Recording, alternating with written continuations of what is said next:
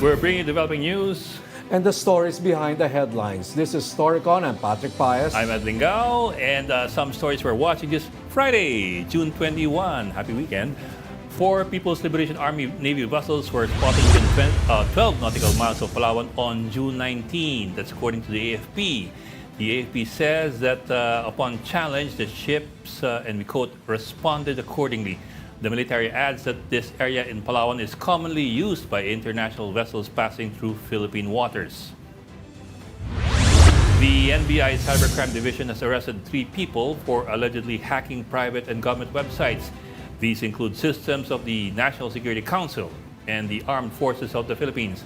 One of those arrested is supposedly connected to a media organization, the Manila Bulletin. However, the outlet assured, and we quote them, utmost fidelity to the law. And the Presidential Anti-Organized Crime Commission has formally filed a complaint against suspended Bambang Mayor Alice Guo. Guo is facing the non-bailable offense of qualified trafficking in persons. Several others are facing the same charges, including former Technology and Resource Center Chief Dennis Cunanan. The complaint against the accused stems from their alleged links to illegal pogos. And here's a special report on a call from experts for a new approach to global health funding. One News editor Ronald Francisco has a story.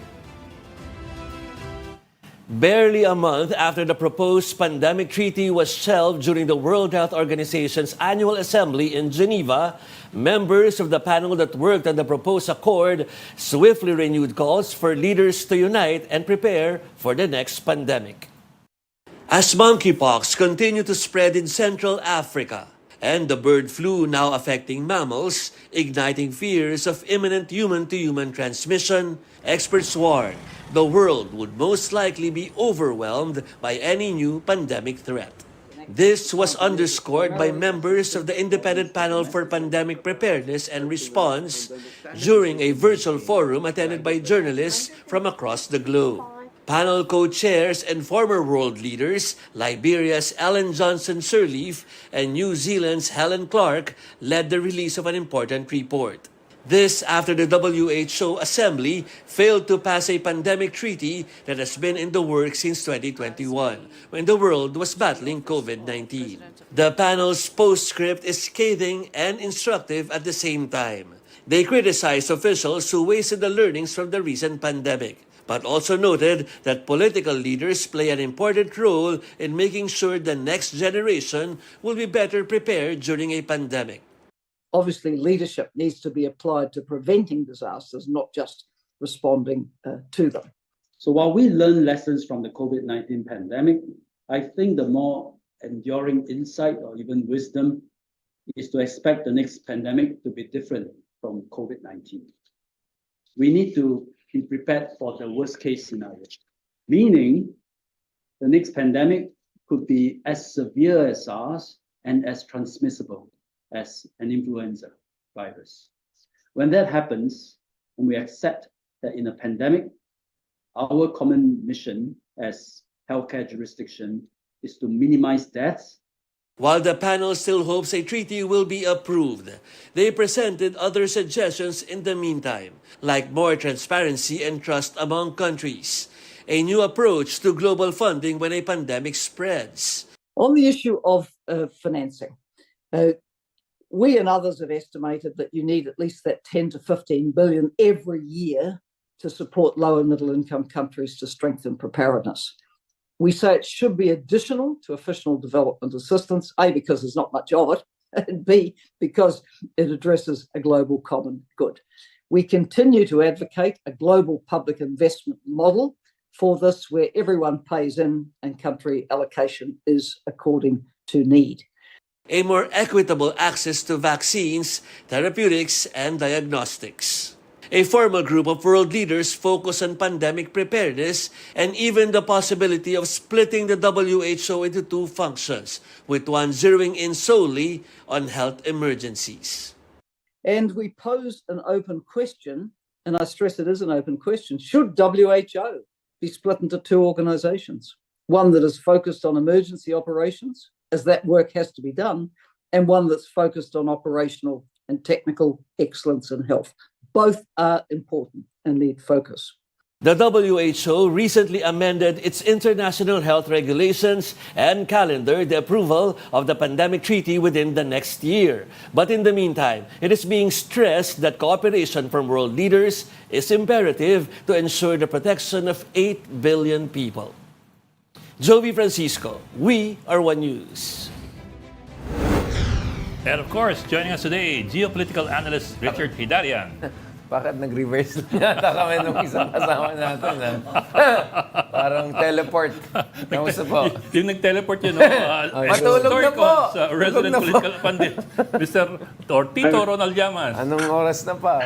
Anong ginagawa dyan nung tunay na political pundit ng One News?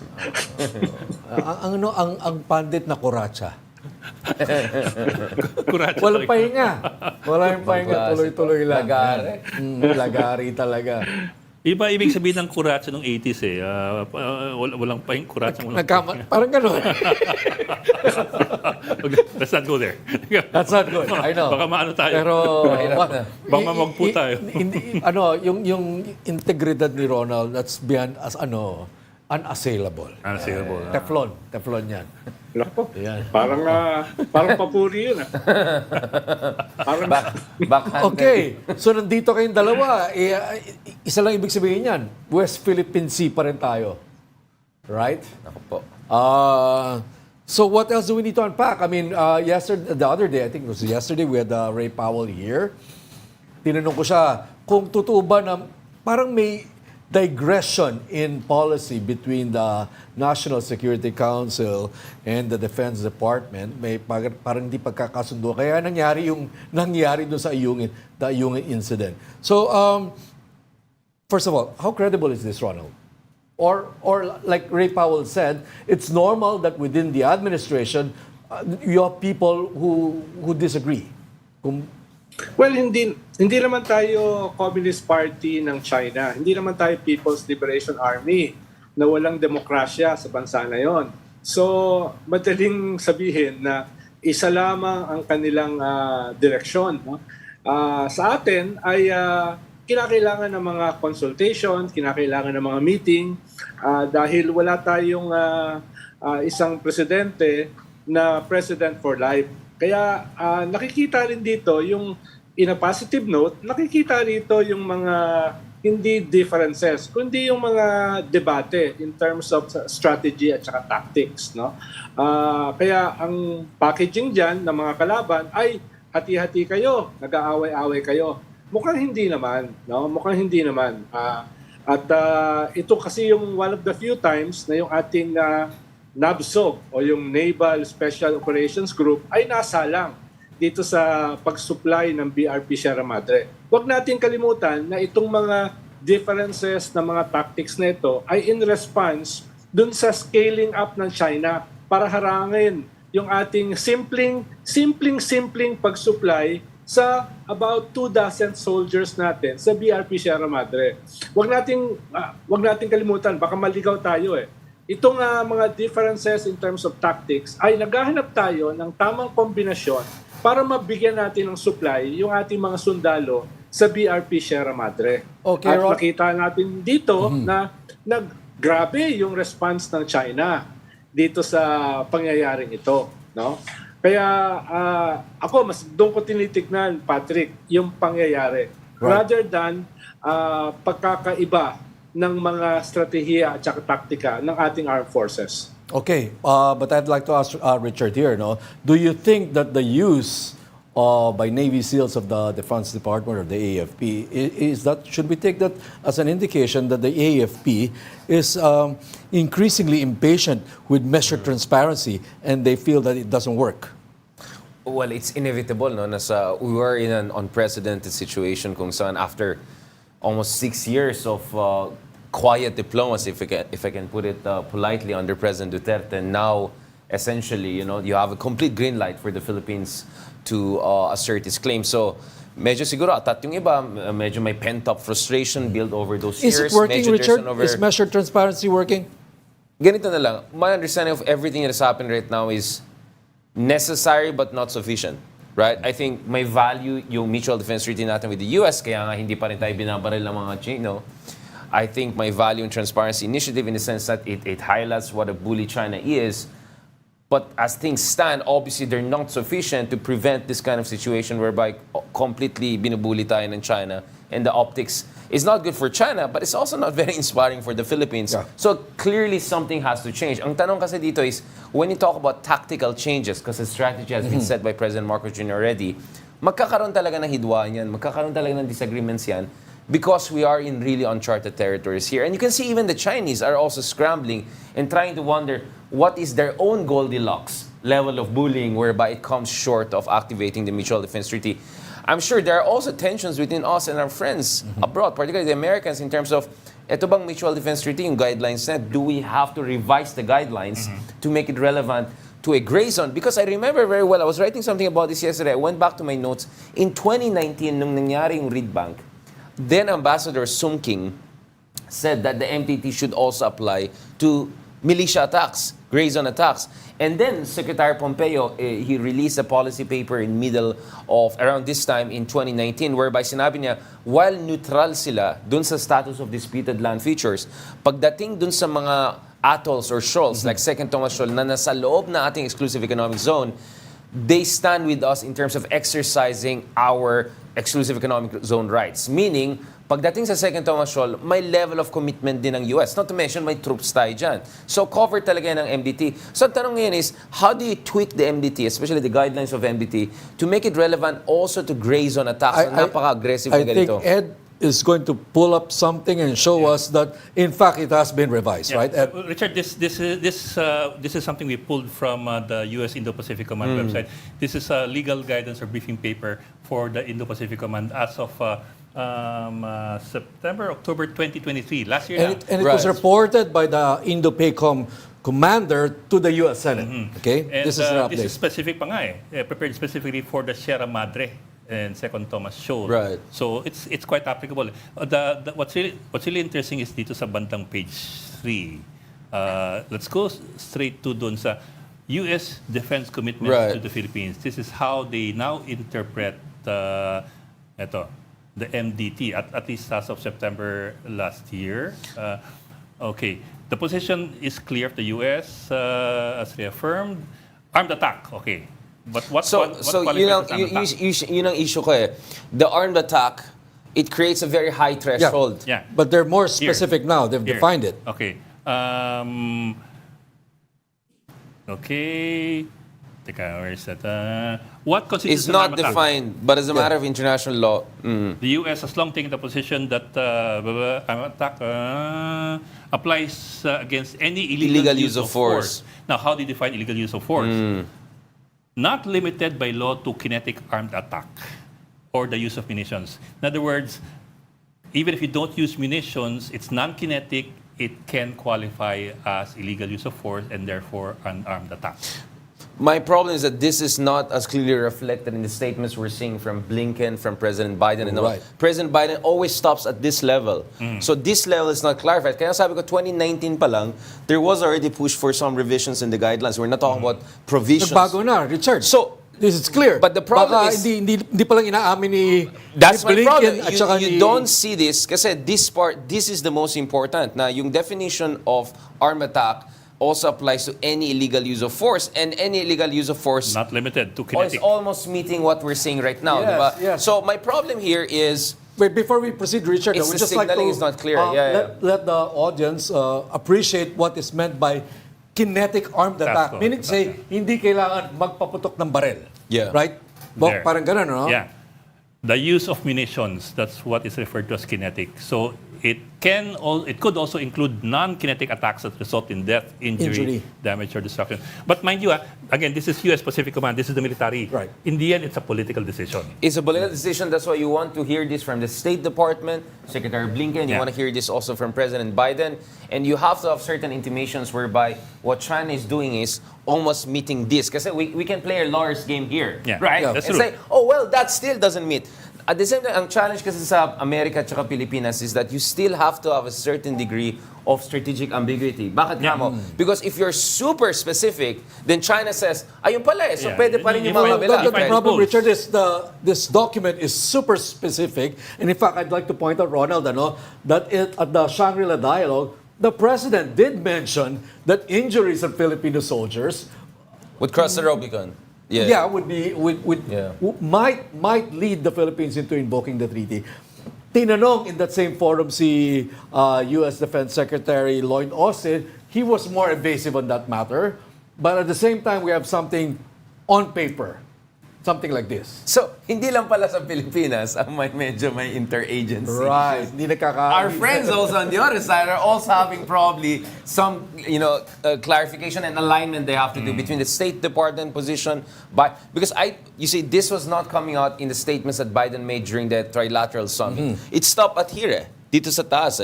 Kaya I always said, there has to be clarification on any illegal use of force. We see the level of the Indo-PACOM And what we saw in multilateral policy. and what we saw in Ayungin on June 17 is an example would fall under all of this. Right, Ronald? Illegal use of force, Well, non-kinetic, yeah. and resulting in a cut finger, an injury. Yeah. Right? Actually, hindi lang dito nangyayari yan eh. Nangyari din dyan dun sa border skirmishes ng China at saka India. Kung maalala nyo, yung a few years back, nagkaroon ng ganyang klaseng confrontation. Walang gumamit ng armas, walang gumamit ng kanyon, walang gumamit ng mga military assets at saka infrastructure. Ang gamit ay halos katulad na nakikita natin, mga pamalo, mga itak, mga sibat. Yun yung naging confrontation. Yung mga initial confrontation between China and India, doon sa clashes na yun, walang casualties. Pero yung at a particular time, nagkaroon ng casualties. Merong 20 Indians yung namatay at may 4 na Chinese yung namatay. Pero walang walang barilan. Ibig sabihin, yung ganitong klaseng clashes can also cause casualties beyond yung right thumb na naputol. Ang gusto ko lang pag-usapan ay yung sinasabi kanina, tinatanong mo, Patrick, whether nag-fail ba yung measured transparency. Dapat tignan natin yung measured transparency not as a strategy, as one component of a more sophisticated, more comprehensive strategy. Yung measured transparency is part of a strategy. Hindi siya yung strategy. Yun ang dapat natin maunawaan. Right. Halimbawa, yung measured strategy is a cup half full, half empty. Meron siyang successes, pero meron din siyang limits. Katulad nga ng sabi ni Richard. Halimbawa, nasasaktan ng China dun sa cup half full. Yung pag-unite ng a large section ng mundo dun sa aggression, laban sa aggression ng China. G7, even NATO, EU, Quad, etc. ay sumusuporta sa atin. That is a success of measured transparency, of exposing yung aggression ng China laban sa isang napakaliit na bansa, napakaliit na military power katulad natin. Dapat makita nga natin yan. Pinakita nyo kanina, Ed, Patrick, yung mga presence ng PLA Navy battleships. Diba? Na pinakita nyo kanina. Hindi na yan gray zone tactics. Hindi na yan yung dating sinasabi natin na cabbage strategy. Medyo nag-a-adjust din mismo yung China. Halimbawa, just yesterday, na-monitor na yung Shandong Carrier Strike Force ng China at lahat ng kanilang 055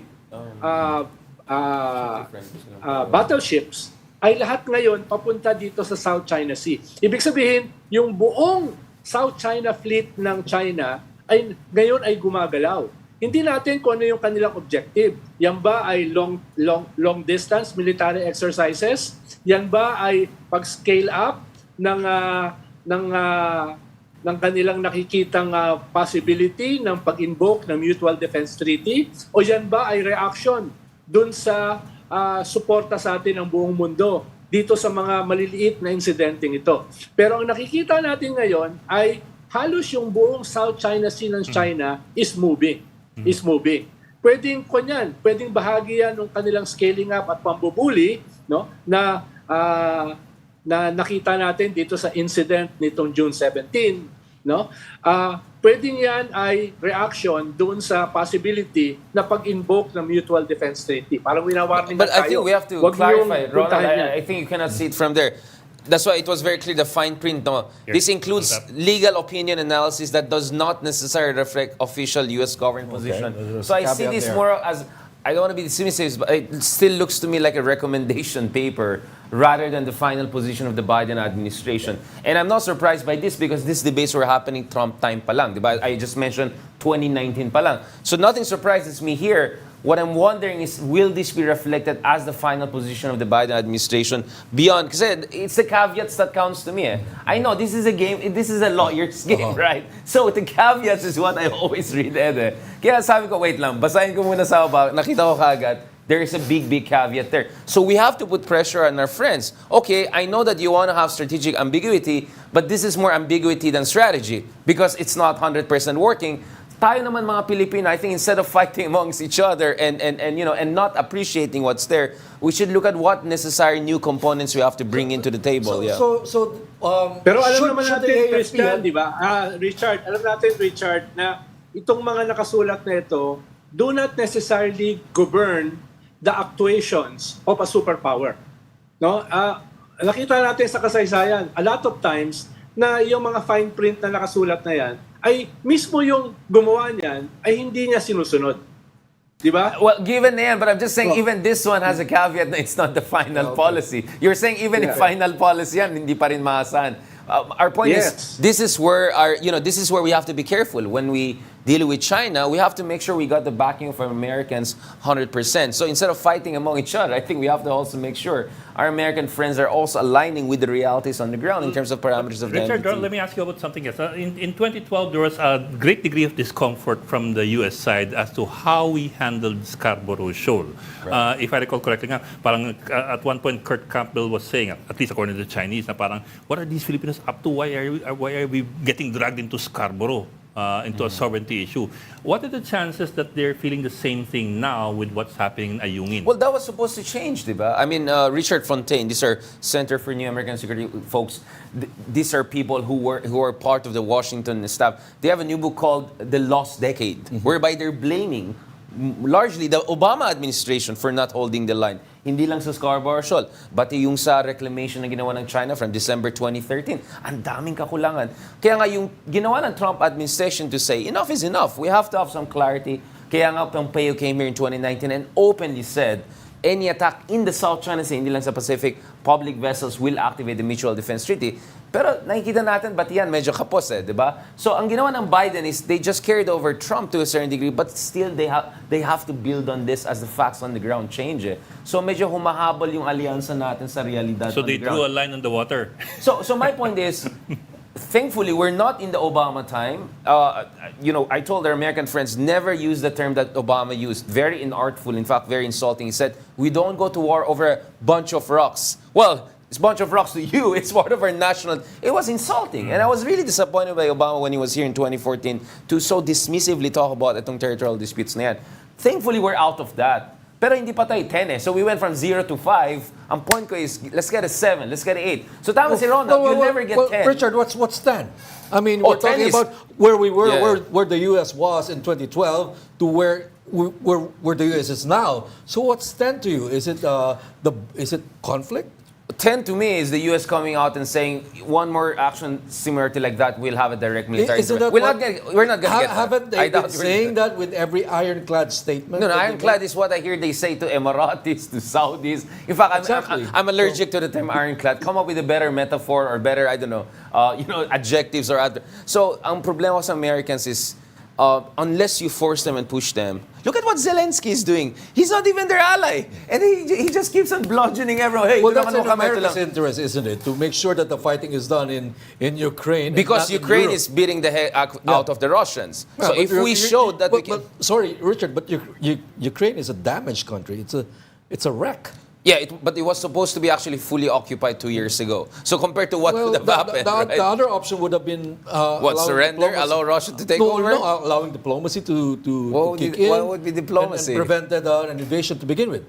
No, what would be the diplomacy? Well, there were people who were arguing that invasion could have been avoided if it was guaranteed that Ukraine would remain neutral.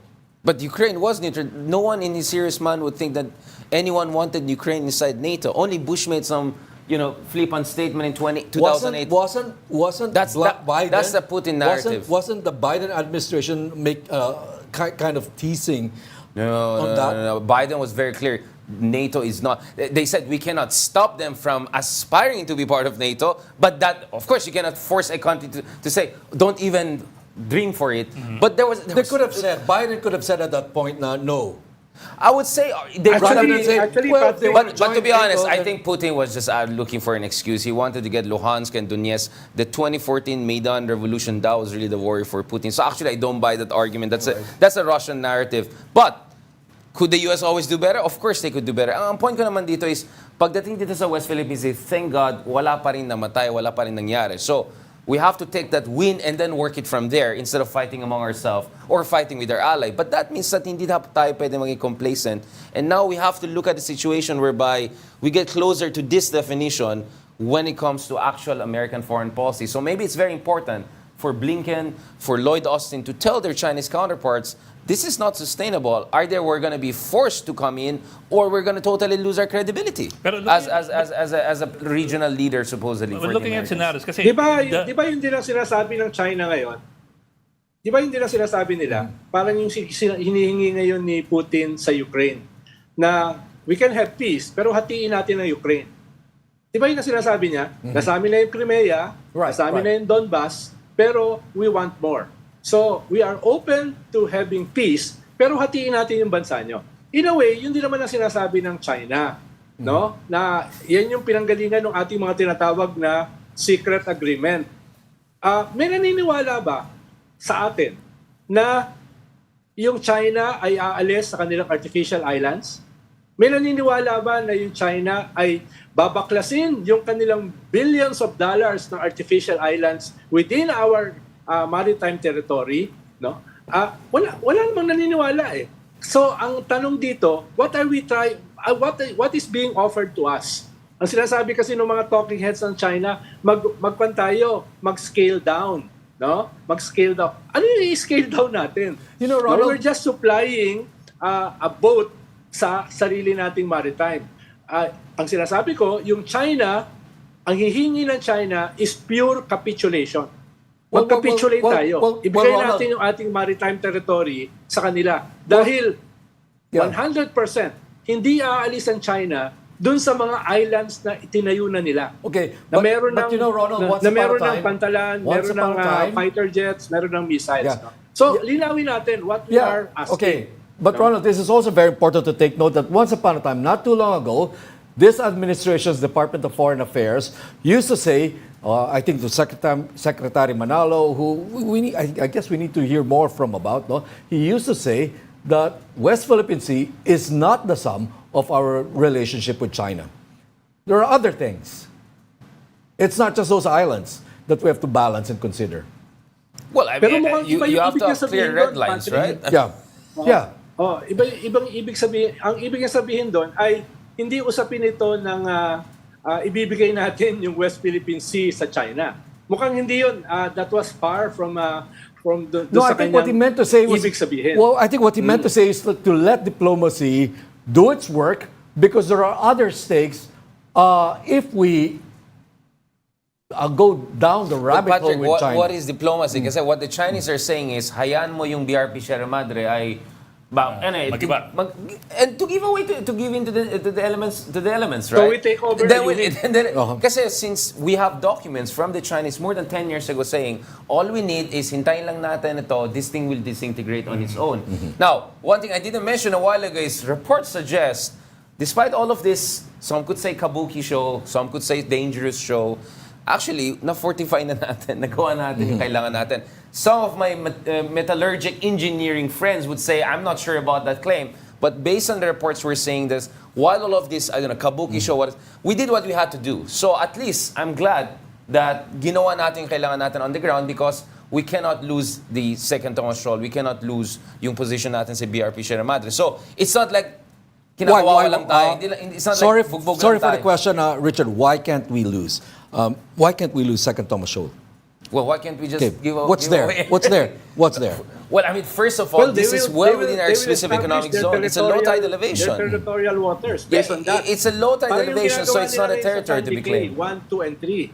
Pag nag-succeed sila doon sa Sandy Cay 1, 2, and 3, doon nila sisukatin yung kanilang territorial waters. Medyo game changer yun, Patrick. Ha? Kaya kung gagawin nila yan dito sa second Thomas Scholl, imaginein mo yung kanilang infringement even beyond our EEZ. No? Even papasok sa ating clear territorial waters. So, yun, hindi siya maliit na bagay eh. Hindi siya BRP Sierra Madre lang. Hindi siya simpleng ayungin lang. Pero It is where they will establish another artificial island where they will measure their territorial waters. And put weapon systems there. Let me try to reframe the question.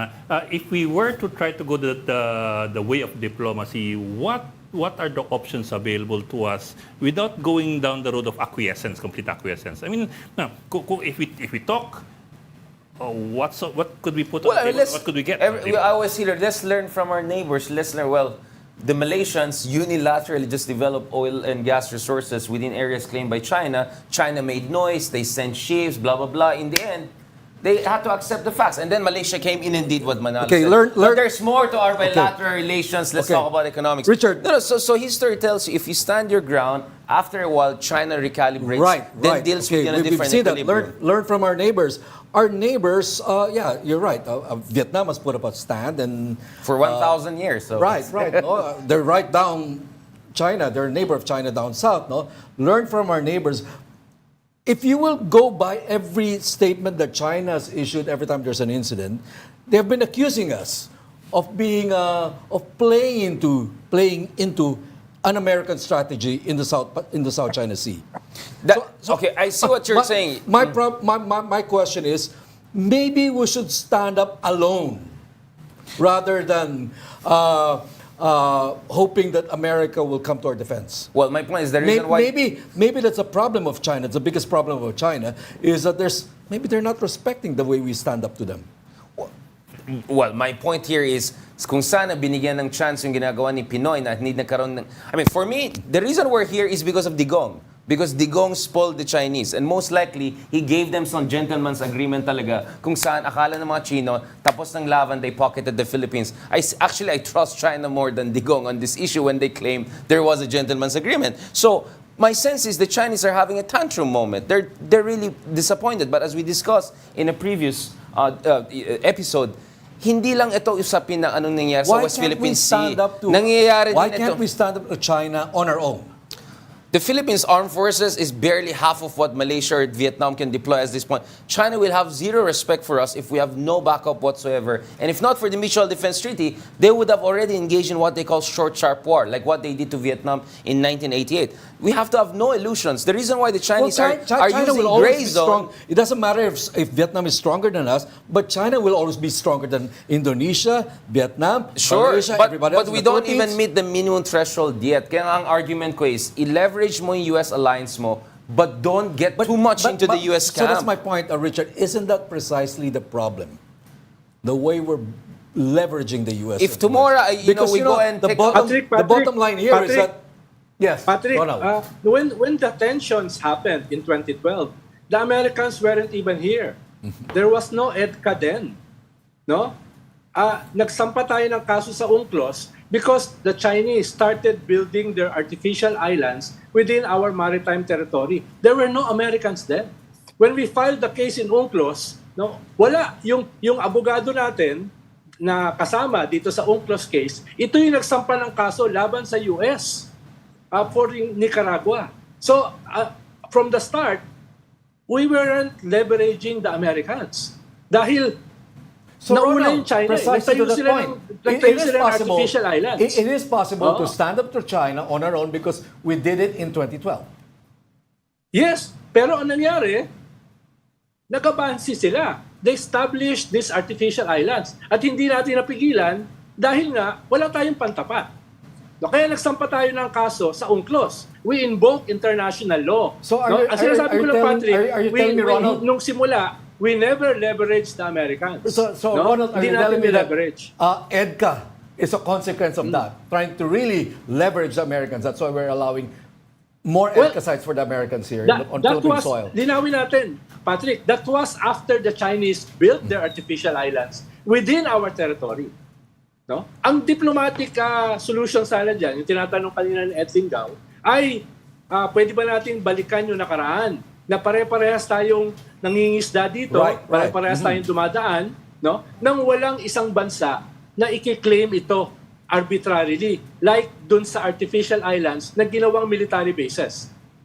Pag tinignan mo yung artificial islands, these are military bases with missiles, with submarines, with runways, Ronald, with pero fighter jets. I think I remember... Medyo malayong sa atin, ha? Yeah, but Ronald, I also remember, once upon a time... Yun ang sinasabi ko na from the very start, wala tayong leveraging na ginawa. But Ronald, I also remember once upon a time, Ronald, during the time of Gloria Arroyo, there was more cooperation happening. Of course, you might be critical of that kind of cooperation that was being done with China. And sorry, I know you were part of the Pinoy administration, but it seems things turned quite nasty starting from that time. Well, Patrick, you forgot Mischief Reef. We lost Mischief Reef in 1994, 1995. During Ramos. Where the Americans left. Just 2-3 years after Americans left their bases, immediately the Chinese came in. That should have been a wake-up call that we cannot trust China, and that should have been also a wake-up call that we cannot stand on our own. We had the next 20 years to build up our capabilities. We didn't. At the same time, our alliance with the U.S. was also... So you had this very toxic situation of Ronald, Philippines not Richard, building we its can keep capabilities. coming back to how the different countries Patrick, I'm started showing grabbing you that islands everything that we're doing is in response to China. Why are we gaslighting ourselves? No, we are don't arguing use it words for like China. gaslighting on this We are information. gaslighting ourselves. No. Everything we do is in response This to what is a China discussion, is. Richard. We need to challenge ideas here. Yeah. We're journalists here. We're not supposed to agree with you. I'm good, so Patrick. This is our every only day. function here, is to challenge your ideas also. That's what I'm saying. I think we let's not forget when it started is when China occupied the Mischief Reef. Everything else is just reactive. Patrick, in theory, I wanted us to have armed forces as powerful as Vietnam, armed forces even just as powerful as Malaysia, and then work this out. Pero wala na tayo dyan eh. Andyan na yung alliance. So make the most use out of it. At the same time, don't get over-dependent on the Americans.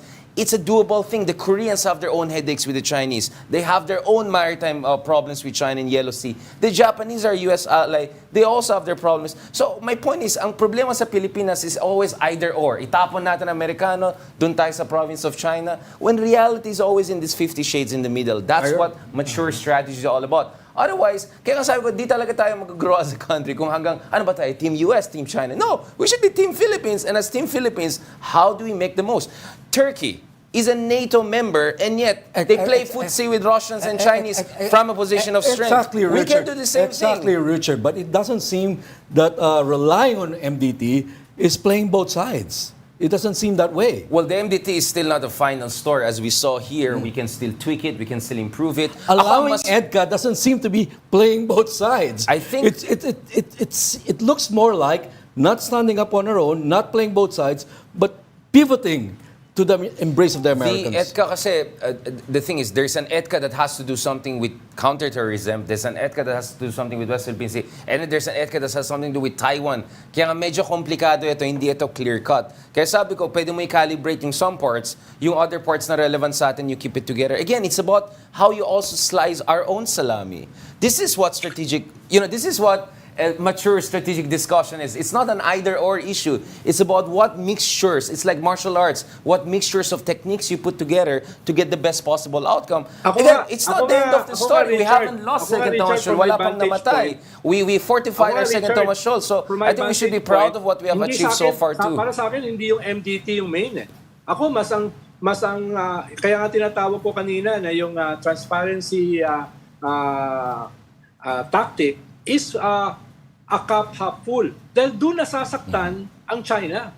It's not about the military exercises. Hindi sila nasasaktan doon. Mas nasasaktan sila yung global pressure. Mas nasasaktan sila doon sa threat sa kanilang economy.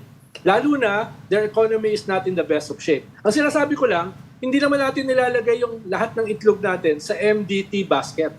Diba? Hindi yun ang ginagawa natin. Open tayo sa diplomacy, even within its limits. Pero para sa akin, ang mas malaking pressure sa China is global outrage. Ang mas malaking pressure sa China ay global economy. Okay, Dahil Ronald, I meant to yun ask yung, you this, yun yung Ronald, kanilang no? pinaka-vulnerability. Ronald, before I turn over to Ed, I meant to ask you this. The first time you mentioned it, that you're hoping that Measure Transparency will apply some global pressure on China.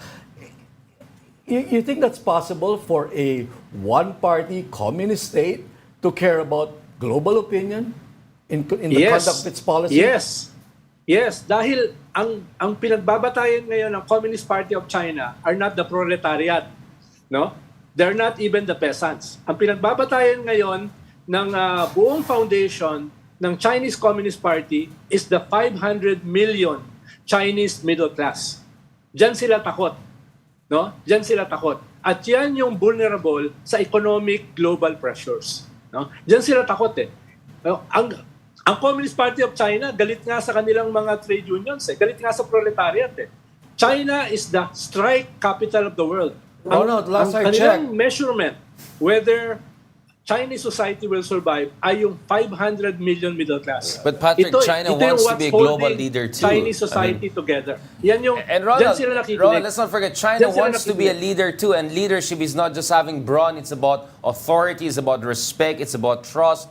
So, I don't know, the Cambodians and Laos of this world, they probably really love China, but there are many fence-sitters here.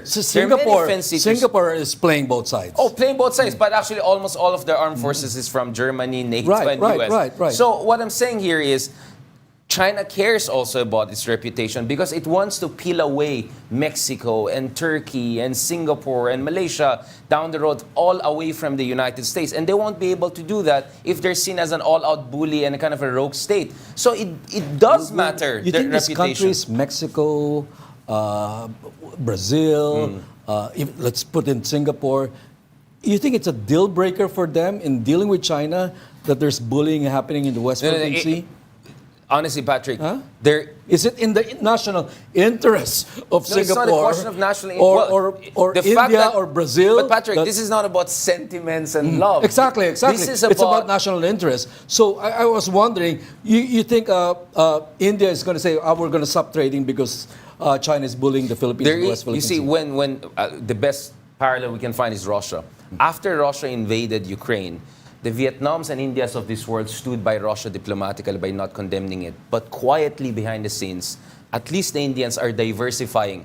On paper, they're still good with Russia. They'll still invite Putin. But behind the scenes, they're developing engines of aircrafts with Boeing. They're getting cyber technology here and there. And They're Vietnam, benefiting. They're benefiting, but actually you're- slowly they're moving away from Russia, and the same thing also with the Vietnamese. For now, ipit sila kasi legacy to eh. But you see, there's a cost to it eh. So if China does something crazy here, it's not that they care about the Philippines. Yung tiwala nila sa China, believe me or not, they actually have confidence in China. And China may not have shown us their good side, but China has a good side. I'll argue China has provided good benefits to a lot of countries around the world. Those countries are still thinking Richard, baka China is the future. So if they do something crazy here, the Exactly. fence-sitters will say, Meiji, parang ayoko na bumili sa China ng mga advanced armaments. This is Emiratis, this is Singaporeans, this is the Mexicans, this is the Turks. These are That's countries what I which are was talking flirting about, with Richard. China, but they're Yeah. still 100% not sure. So, and China is not Russia. Xi Jinping is not Putin. He's far more rational. He's far more reasonable. China is a rising power. Russia is a declining power. So I think sometimes we over-demonize China and sometimes we over-romanticize China. China, in my opinion, is a rational rising power and responds to pressure and incentive. That's my approach. I think the problem That's with all what I other was talking arguments is about, that they Richard, either no? over-demonize China or think China is all nice and dandy and there's So you something shouldn't wrong. use the word gaslighting. That's- when there are ideas and views or questions that are no.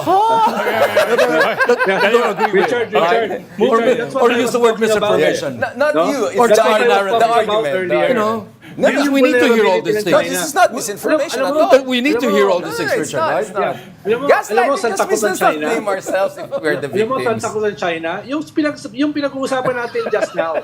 Yung diversification away from China. No? Ang tawag nila dyan, the Walmart strategy. Walmart was 90-95% dependent on China before. Okay. Ngayon, 90% ng Walmart nag-diversify na away from China towards Mexico. India, Yeah, Mexico. Bangladesh, Sri Lanka, Vietnam, and even Ba't walang Indonesia. Pilipinas, So ano? the diversification, dyan Ronald, ba't walang takot ang China. Pilipinas? What kind of an My ally S- from the my United S- States? Walang Pilipinas. Sinasabi ko, Patrick, Dun sa ano? dyan takot ang China. Ha? Dyan takot sila. Economically, mag-diversify yung mundo away from their supply chain. I know, Ronald, but you know, we're sacrificing a lot. Why, how come walang diversification dito sa Pilipinas? Wala naman tayo sinasacrifice na kwan dahil ang kwan lang naman natin sa China, cheap products eh. Di ba? Yun lang naman natin, the shoe mart. You're saying It's that just American shoe mart. companies are moving out of China, they're moving to all these other countries. They should move to the Philippines. Well, ang problema natin, mas internal. Walang kuryente. Hindi natin Mahal. dinevelop ang ating manufacturing Infrastructure, industry. yeah. Mas yun ang problema natin. Yeah. Itong mga bansang ito, dinevelop yung kanilang manufacturing at industry. Look at Vietnam. Vietnam kalaban ng China. Diba? Pero dinevelop nila yung kanilang education, dinevelop nila yung kanilang Education manufacturing, dinevelop nila yung kanilang Security. services, etc.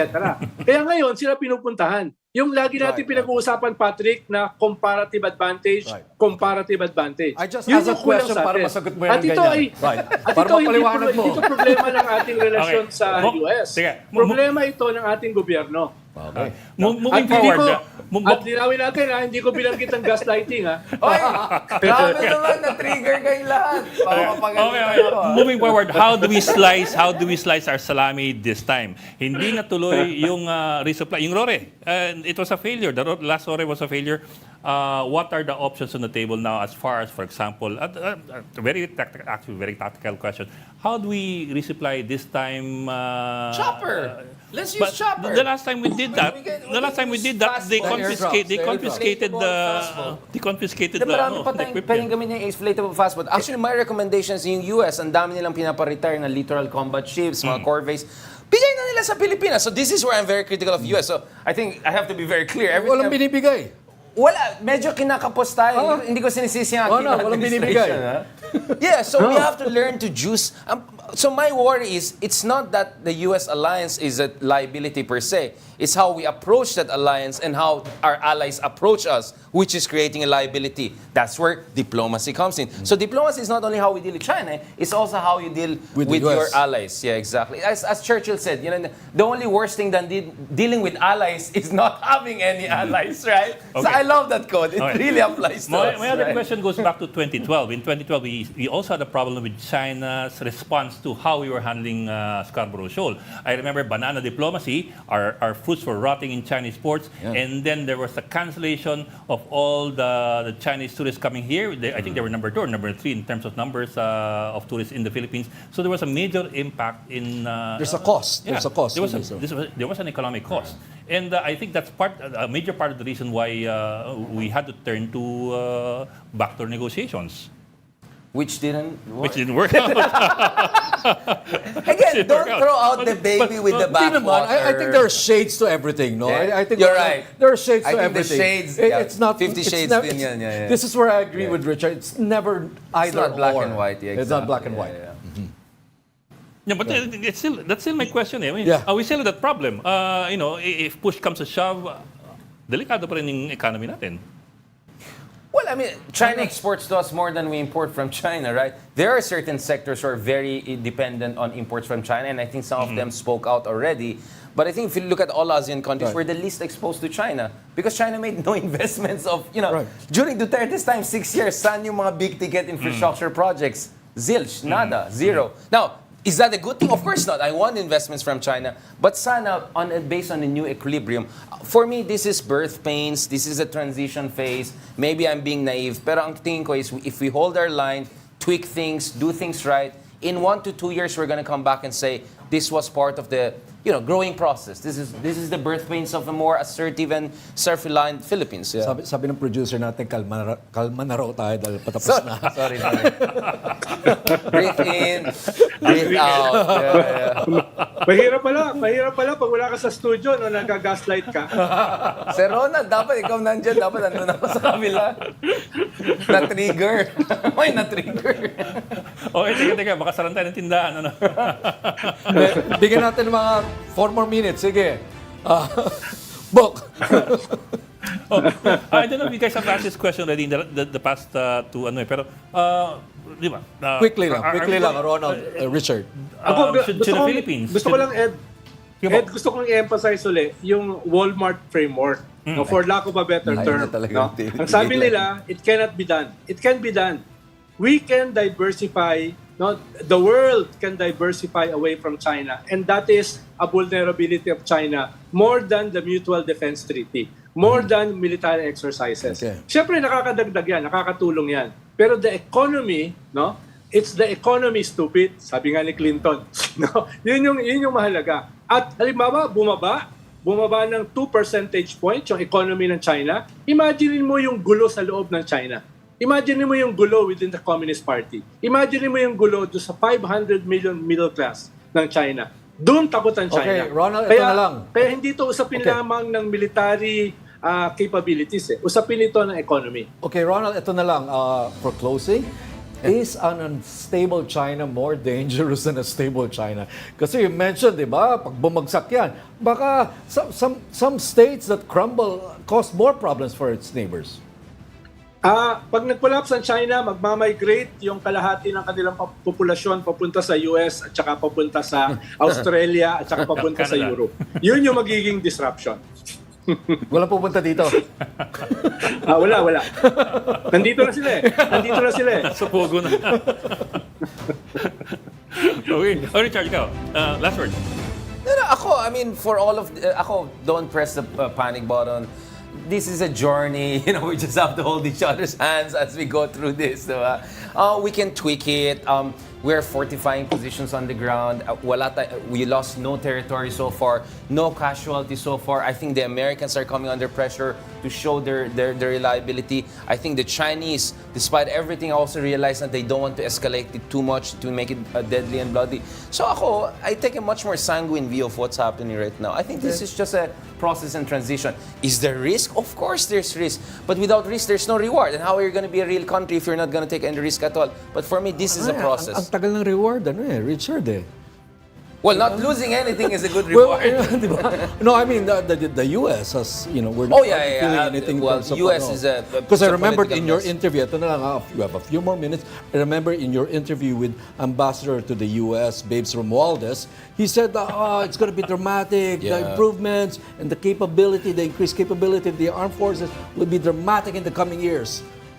We haven't seen any of that. Sadly, it's a years-long process. But the good news is the Philippine Coast Guard is going to get some big ones, not from US, but from Japan. We're buying. We're paying for those. Of course. We're paying for those. We're a richer country. We're becoming an upper middle income country. But it's always better to get something free. But we have to get the free ones. Kaya in a new piece coming out with Nikkei Asia, my argument We're is... giving them access to our bases. There should be some the bargaining is rebate for give that, them minimal base, get maximum aid. Hindi yung opposite na give them everything, get nothing. So again, that's why it's not binary. It's really a negotiation process. Okay, pinapalis na tayo. Pinapalis na. Bakit nyo kasi sinama ni Ronald at ako, hindi talaga matatapos tong discussion na ito. This is a free flow. Okay, pinapalis na tayo ng China. Well, thank you for joining us, Sir. Pero Richard, Ayan na. Sige. Ayan, Last word. Final monitor word. mo ngayon medyo delikado yung Shandong strike force, carrier strike force na gumagalaw ngayon. It's moving and everybody is monitoring it. That's the entire South China fleet of China. Okay. Yung Shandong You tried to naman- end positively. Ronald wants to end this show with some gloom. Anyway, thanks for joining the Sinira Storycon mo today. naman ko. Geopolitical Ganda analyst saan. Richard Heydarian and Ronald Llamas, Storycon's resident political pundit. Join us again on Monday at 4 p.m. for the Storycon. I'm Ed Lingao. I'm Patrick Paez. We are One News, all sides, all the time. This is the Story Conference Group or the Storycon Group.